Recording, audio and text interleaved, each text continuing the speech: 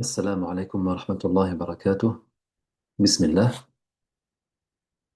Alors aujourd'hui, c'est notre petite rencontre hebdomadaire dans laquelle je vais vous parler de nos avancements par rapport au projet. Le projet qui est d'unir les familles musulmanes, les parents musulmans avec leurs enfants, afin de leur offrir une expérience de cours vivants. Des cours vivants qui sont en ligne pour la simple raison que nous sommes des êtres connectés. Et tous, nous avons un ordinateur ou un téléphone à la maison. Et tous, nous n'avons pas cette facilité de nous déplacer toujours. Et c'est pour cela que, alhamdulillah, c'est une ni'ma, c'est un bienfait, cette technologie, si on sait l'utiliser. J'aimerais vous présenter aujourd'hui la plateforme sur laquelle on fait les cours. Pourquoi? Parce que je réalise que certaines personnes ne sont pas au courant, certaines personnes ne savent pas exactement ce que nous faisons. Et donc, j'aimerais bien vous expliquer. Et comme cela, à chaque semaine, j'aimerais bien vous faire une mise à jour de ce qu'on fait, parce que c'est un projet qui est vivant. Et tout projet vivant, eh bien, il évolue. C'est plutôt lorsqu'un projet est mort que ça n'évolue plus. Mais la vie, eh bien, si on peut dire, le fait qu'un projet est vivant, il faut s'attendre à ce que ça change, selon les besoins des gens et selon les besoins des enfants, et aussi selon les disponibilités ou l'intérêt suprême, selon la saison aussi. Par exemple, bientôt il y aura euh, les vacances d'été, les vacances après l'école. Eh bien, c'est un temps, si on peut dire, de renouveau aussi. Beaucoup de familles profitent de l'été pour prendre du soleil, pour, comme on dit, se recharger les batteries, mais on ne profite pas assez de ce temps pourquoi?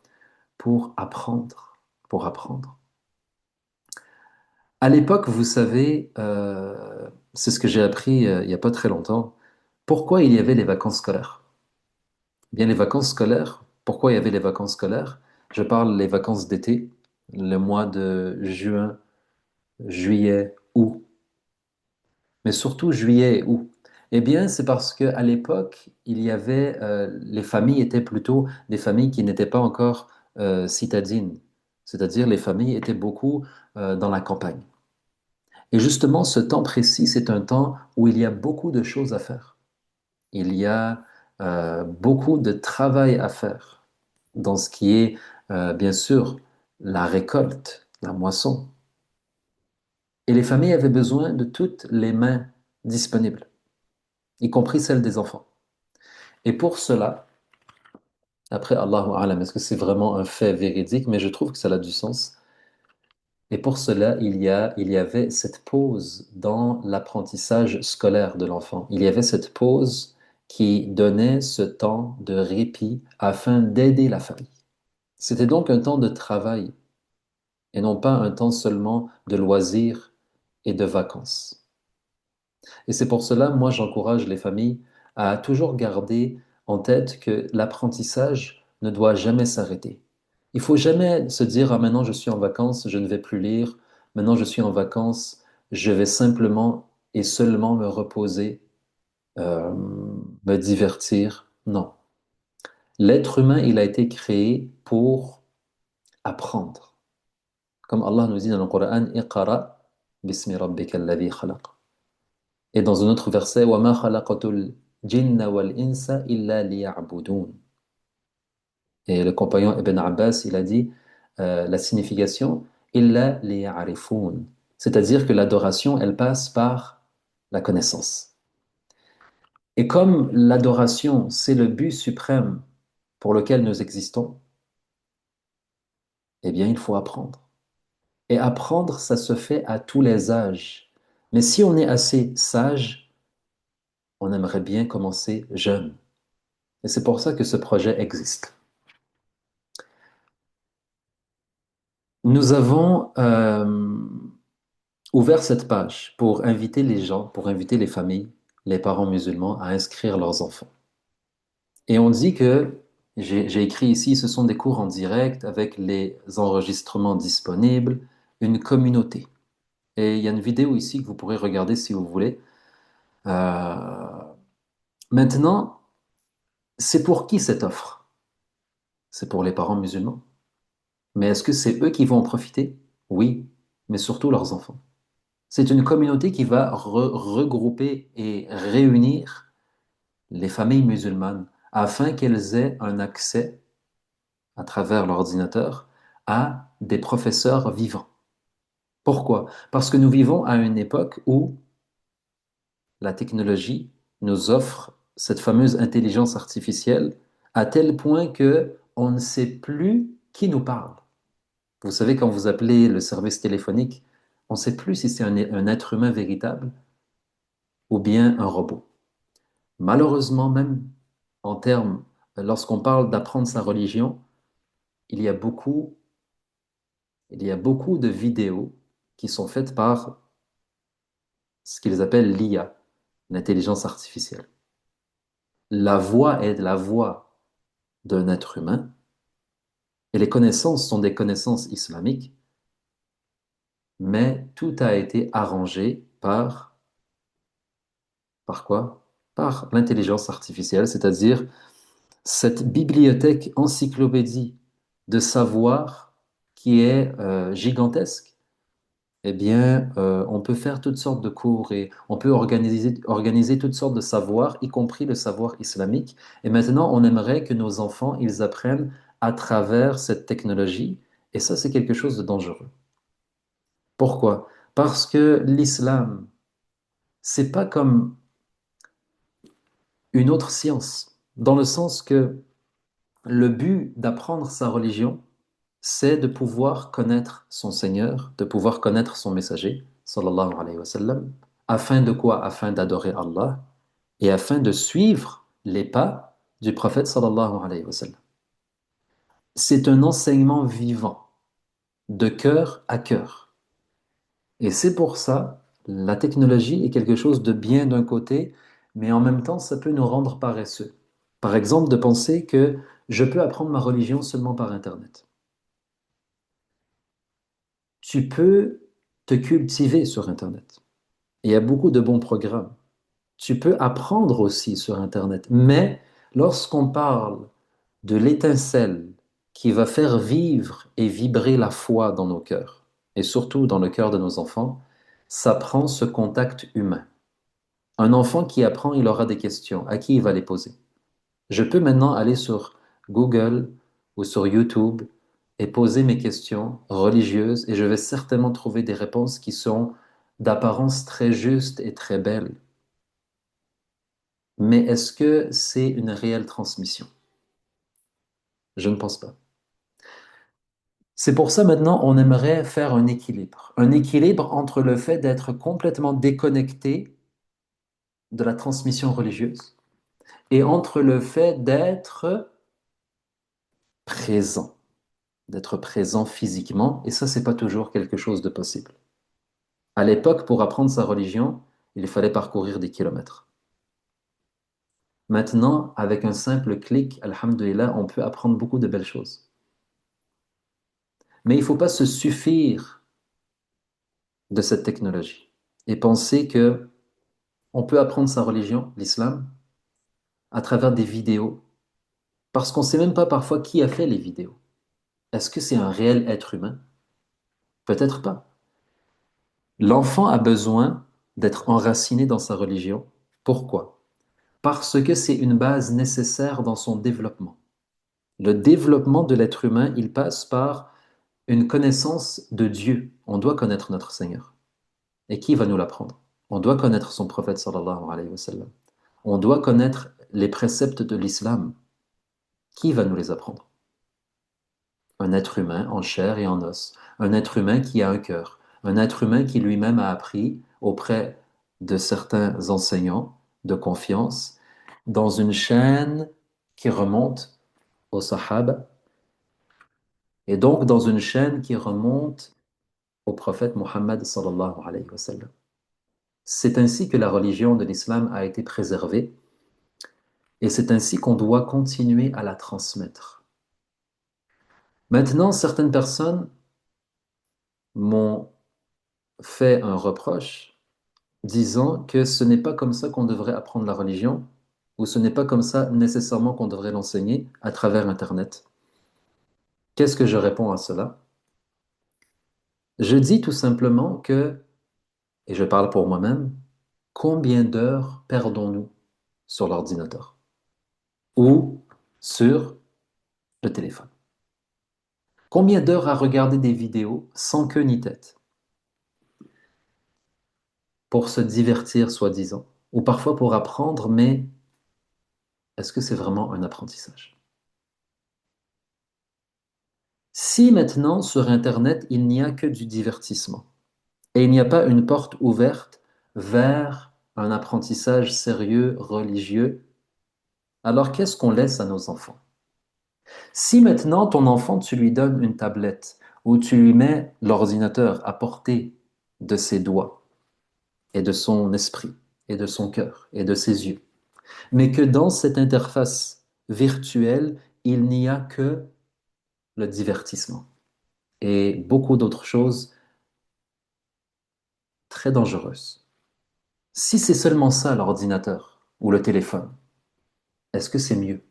Ou bien ce serait préférable et même souhaitable qu'il y ait une porte ouverte vers une plateforme. Par exemple, la plateforme qu'on a mis en ligne. Je l'ouvre ici. Bon, quand vous vous abonnez, c'est ça que vous allez avoir. Eh bien, le parent ou même l'enfant vient sur cette plateforme et c'est vraiment un espace privé. Comme vous voyez ici, ça c'est mon espace à moi. Ce sera aussi votre espace si vous le voulez. De côté, il y a les cours qu'on organise. Ici, les leçons du mois. Je clique dessus. Qu'est-ce qui apparaît? Apparaît les cours de la semaine. Par exemple, bientôt, il va y avoir un cours Comment pratiquer la religion. Je vais cliquer dessus. Je vais entendre une leçon d'un enseignant réel à qui je peux poser des questions. Il y aura un autre cours Apprendre à lire le Coran. Un autre cours Comprendre le Coran. Un cours sur les sagesses, les histoires, la morale. Un cours sur la aqidah, sur la croyance, pour connaître son Seigneur.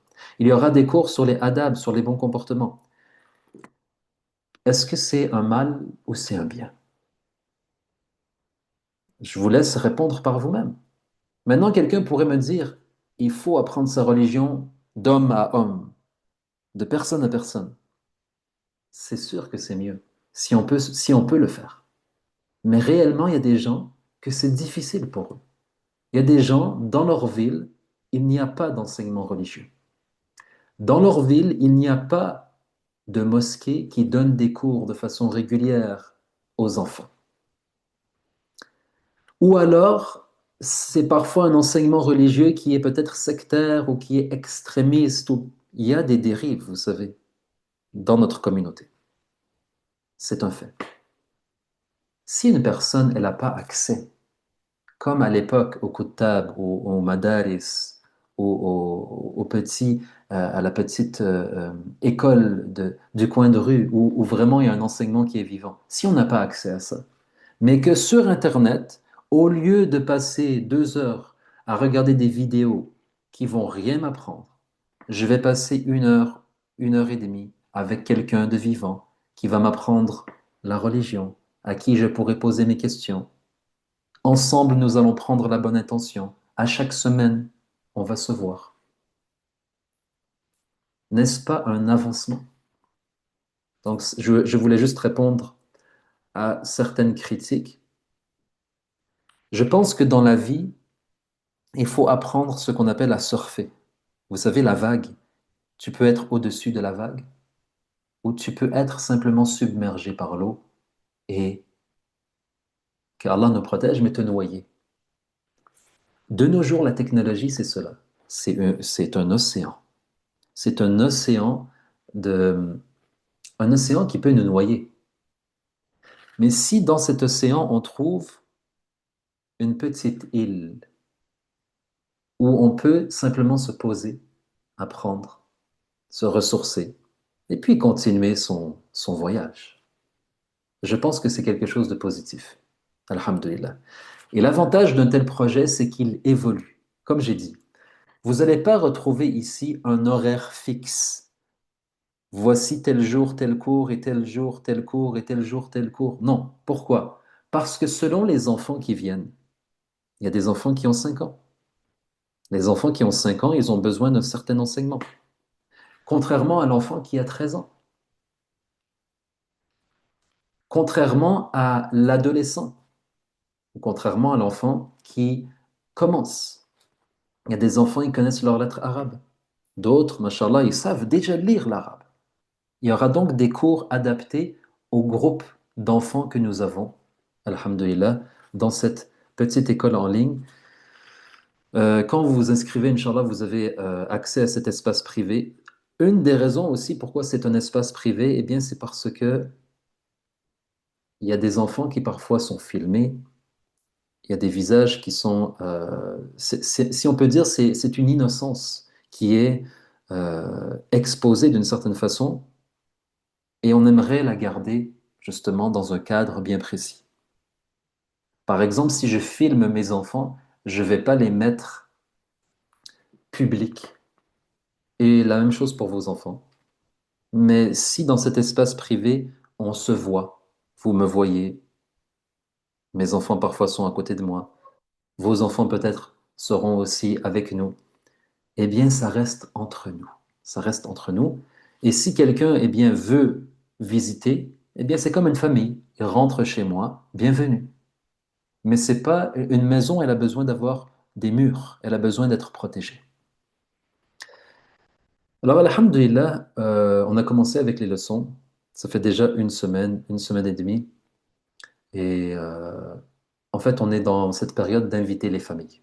On est dans cette période d'inviter les familles jusqu'à ce qu'on atteigne un certain nombre avec lequel on va travailler.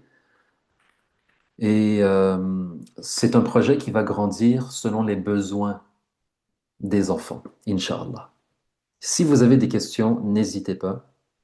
Je laisserai les liens dans la vidéo. Vous pourrez lire par vous-même. J'ai changé un peu la procédure.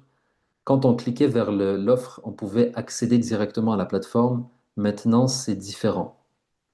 Pourquoi? Parce que quand vous cliquez maintenant sur l'offre, eh bien, je vous invite à m'écrire, tout simplement. Je vous invite à m'écrire soit par WhatsApp ou soit par mon courriel pour que je puisse mieux connaître vos besoins, les besoins de vos enfants, où vous habitez, etc. D'accord?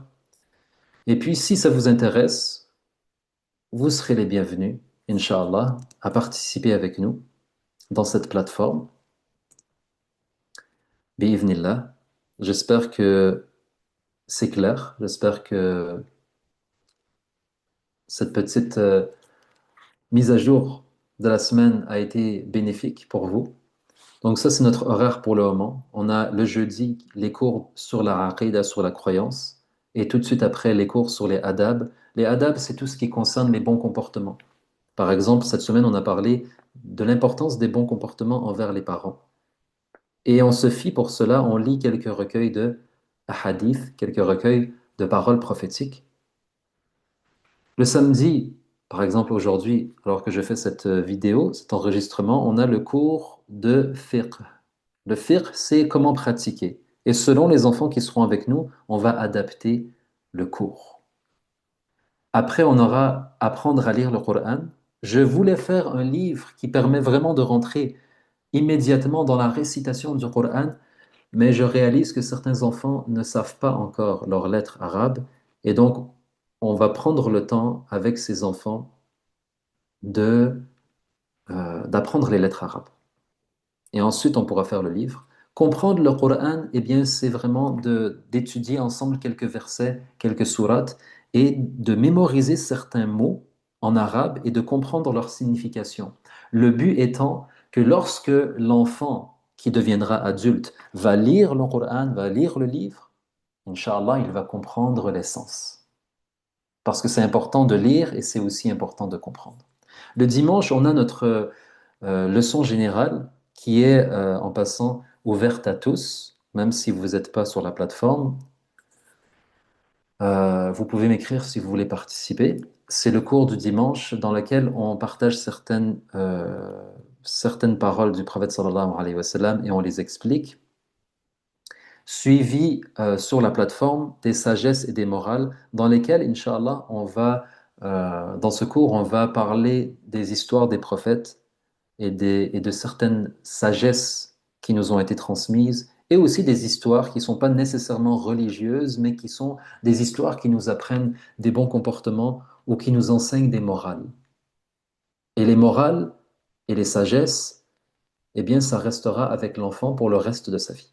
Moi, personnellement, les histoires que j'ai entendues en étant petit, elles m'ont marqué. Et je pense que vous aussi. Toutes les histoires qu'on nous a transmises en étant petits, elles nous ont marqués.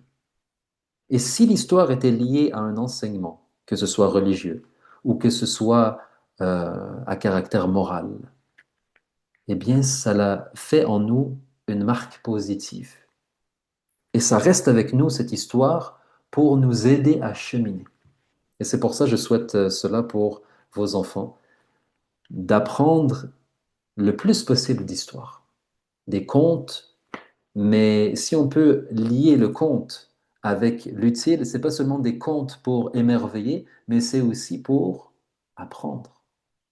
Donc on commencera bien sûr par toujours une histoire religieuse avec une histoire qui n'est pas nécessairement religieuse, mais qui est, Inch'Allah, une histoire qui nous enseigne la sagesse. Barakallahu fikum, ça m'a fait plaisir d'être avec vous durant ce petit temps. J'essaierai de faire ça de temps à autre, comme ça vous aurez un peu un aperçu de ce qu'on fait, vous comprendrez mieux le projet et vous êtes toujours les bienvenus, Inch'Allah, à vous inscrire si ce n'est pas déjà fait. Pour tous nos membres, barakallahu fikum, merci de rendre vivant ce projet, parce que c'est avec vous que ce projet existe. C'est parce que vous avez réalisé l'importance d'enseigner la sagesse et la morale et le bon comportement et la foi et l'islam à vos enfants que ce projet communautaire existe. Que Allah vous récompense. Wassalamu alaikum wa rahmatullahi wa barakatuh.